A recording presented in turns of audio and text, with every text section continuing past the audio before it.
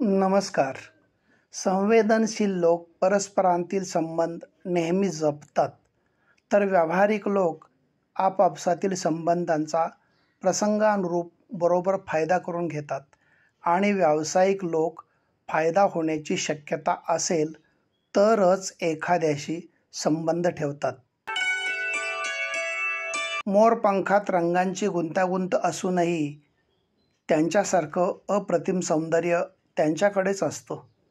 आयुष्याचंही असंच असतं. सुखदुःख, प्रेम, द्वेष, ममता आणि आपुलकी अशा अनेक धाग्यांची गुंतागुंत असूनही ते सुंदरच असतं. माणसाला जीवनात जे काही यश प्राप्त होतं ते त्याच्या मेहनतीने. केवळ नशिबाच्या भरोश्यावर राहून चांगल्या फळाची अपेक्षा करणं हा मूर्खपणा आहे. जब जिंदगी आपको दोबारा मौका दे तो पुरानी गलतियों को दोहराने की गलती कभी मत कीजिएगा. मनाची मुळे इतकी मजबूत असली पाहिजे की कोणी साथ जरी सोडली तरी आपण खंबीरपणे उभं राहिलं पाहिजे. कारण कुठल्याही वेदनांची जाणीव स्वतः सोसल्याशिवाय होत नाही. चाफ्याच्या फुलांचा असो किंवा मोगऱ्याच्या फुलांचा, सुगंध हा दरवळतोच. अगदी तसंच आपली माणसं कितीही दूरवर असली तरी त्यांची आठवणही येणारच. फक्त त्यासाठी गरज असते ती संवेदनशील मनाची, समजूतदारपणाची. म्हणूनच सकाळी आपल्याला अशा लोकांची आठवण येते. जो धन कमवतो तो धनवान, ज्याच्या अंगी चांगले गुण तो गुणवान, ज्याला चांगली बुद्धी लाभली तो बुद्धिवान, ज्याच्या अंगी चांगले कर्तृत्व तो कर्तृत्ववान आणि ज्याने नाती जोडली व जपली तो मौल्यवान.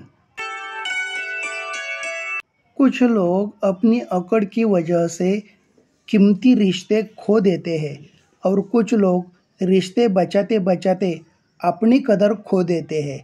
संबंध कोई भी हो, लेकिन यदि दुख में अपना साथ न दे फिर सुख में उन संबंधों का कोई अर्थ नहीं रहता.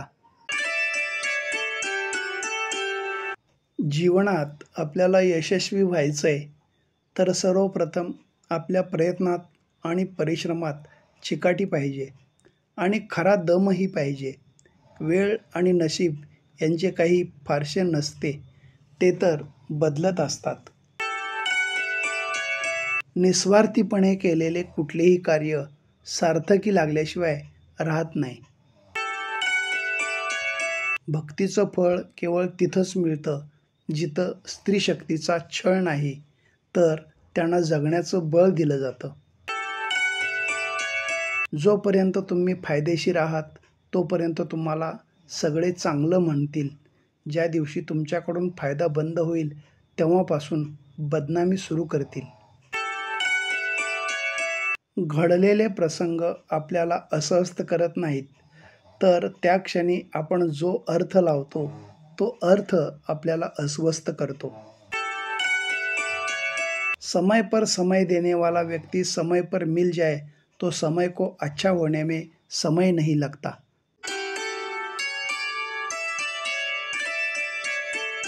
नात्यांची गंमत असते.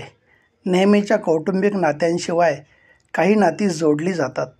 काही नाती कारणपरत्वे तात्पुरती ठरतात. काही नाती जपली जातात तर काही नाती मुद्दाम जपावी लागतात आणि काही नाती आपोआप जपली जातात. अशीच नाती मग आयुष्यभरासाठी सोबत करतात.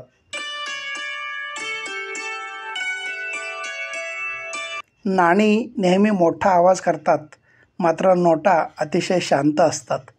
ज्यांना अधिक किंमत असते ते कधी ओरडून सांगत नाहीत आणि ज्यांना फारशी किंमत नसते तेच मोठमोठ्याने आपले महत्त्व सांगण्याचा प्रयत्न करतात.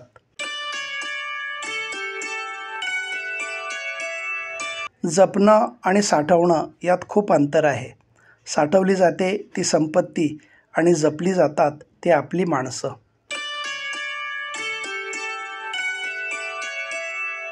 बुराई वो ही करते हैं जो बराबरी नहीं कर सकते.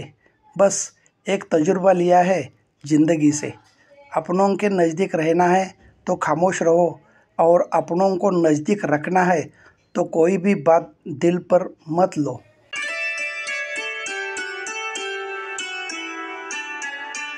प्रश्नांपासून नेहमीच पळता येत नाही, कधी ना कधी ते पळणाऱ्याला गाठतातच.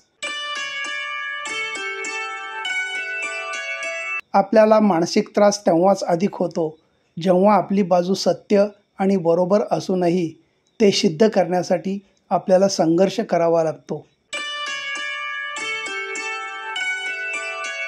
प्रत्येक व्यक्तीमध्ये गुणवत्ता आणि कमतरता दोन्हीही असतात. फरक फक्त इतकाच आहे, जो पारखून बघतो त्याला गुणवत्ता दिसते आणि जो तपासून बघतो त्याला कमतरता दिसते. कोणीही जर विनाकारण आपल्याबद्दल तिरस्कार व्यक्त करत असेल, राग व्यक्त करत असेल, तर आपण फक्त शांत राहायचं. कारण जर जाळायलाच काही नसेल तर पेटलेली काडीसुद्धा आपोआप विझून जाते. समय एक ऐसी चीज़ है जो गिनते रहेंगे तो कम पड़ेगा, उपयोग करेंगे तो वृद्धि होगी, संग्रह करें तो हाथों से निकल जाएगा, पर संभाल लेंगे तो यह आपका हो जाएगा. दुनियेतलं सर्वात मोठं न्यायालय आपलं मनच असतं. खरं काय आणि खोटं काय त्याला अचूक माहिती असतं. दुनियेतल्या सगळ्या पदव्या मिळवल्या, सगळी कौशल्य संपादन केली, पण जवळच्या लोकांचं दुःख, वेदना जर समजत नसतील, तर त्या समजून घेता येत नसतील, तर त्या पदव्या आणि घेतलेलं शिक्षण सर्वच व्यर्थ आहे. परमेश्वर आपल्या जीवनात प्रत्येक व्यक्तीला काही ना काही उद्देशानेच आणत असतो. कोणी आपल्याला केवळ आजमावून जाते, कोणी आपल्याला ज्ञान देऊन जाते, कोणी वापर करून जाते, तर कोणी जगण्याचा खरा अर्थ शिकवून जाते. जीवनात कठीण परिस्थितीसुद्धा एका वॉशिंग मशीनसारखी असते, जी आपल्याला खूप टक्कर मारते, गोल फिरवते आणि पिळतेसुद्धा. पण जेव्हा आपण त्यातून बाहेर येतो तेव्हा आपलं व्यक्तिमत्व पहिल्यापेक्षा अधिक स्वच्छ, अधिक चमकदार झालेलं असतं.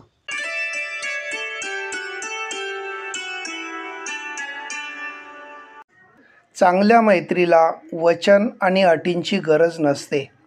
फक्त 2 माणसं हवी असतात. एक जो मैत्री निभावू शकेल आणि दुसरा जो मैत्रीला समजू शकेल.